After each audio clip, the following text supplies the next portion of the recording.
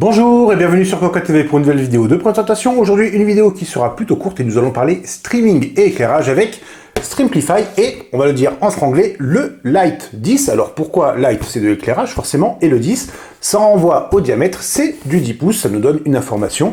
Et c'est un produit qui se trouve entre 20 et 30 € selon les revendeurs avec un bundle qui est plutôt intéressant. On le voit, nous avons un trépied, il y a une petite télécommande filaire et d'autres petites choses que nous allons découvrir tout de suite juste à côté.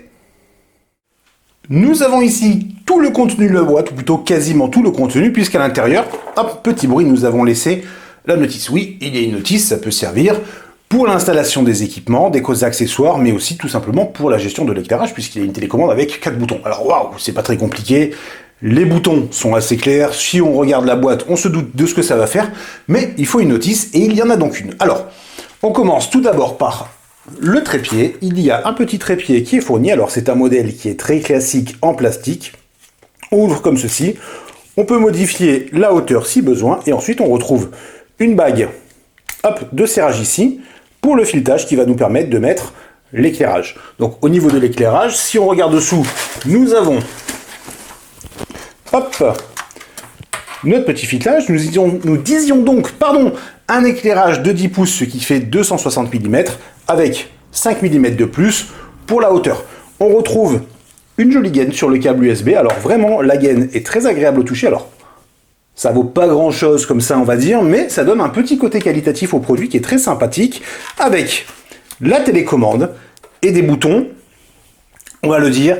C'est tout noir, ça manque peut-être un petit peu quelque chose. Alors, on sent au toucher les plus, les moins et compagnie pour gérer la gestion de l'éclairage, mais on aurait préféré un peu de couleur. Alors, ça va peut-être pas dans le style noir qu'a voulu se donner Streamplify, ce qui est un peu étonnant d'ailleurs qu'on voit la boîte qui est très colorée, mais bon, c'est comme ça. Ensuite, que trouve-t-on d'autre? Un support pour un téléphone avec 76 mm maximum sur l'écart, donc ça permet de mettre pas mal de téléphones. On trouve aussi le support pour le support du téléphone, et ensuite nous avons une petite rotule qui va nous permettre de mettre plusieurs accessoires.